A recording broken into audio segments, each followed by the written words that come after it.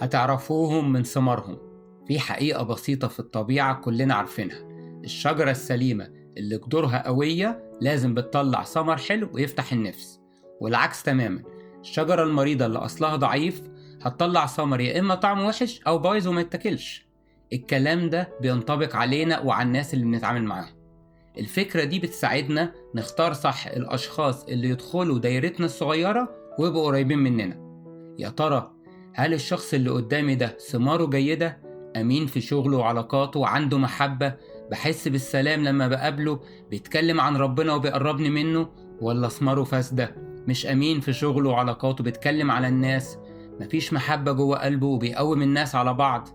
إحنا ممكن كمان نطبق نفس الفكرة دي عشان نقدر نقرر إذا كان التعليم اللي بنسمعه ونؤمن بيه تعليم صحيح ولا لأ.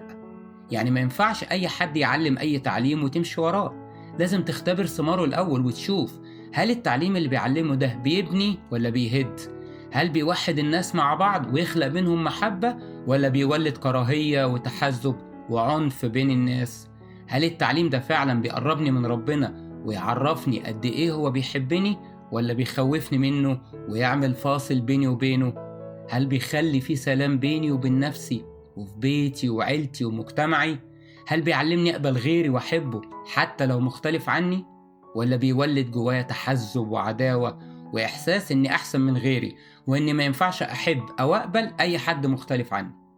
قبل ما تدخل في أي علاقة أو تسمع لأي تعليم لازم تختبره وتمتحنه وتشوف ثماره جيدة ولا فاسدة. زي ما الكتاب المقدس بيقول: من ثمارهم تعرفونهم. يسوع المسيح بيخبط على باب قلبك، لو عاوز تتعرف عليه تعالى واشترك في جروب التليجرام. نعمة وسلام ربنا يسوع المسيح يكونوا معاك دايما.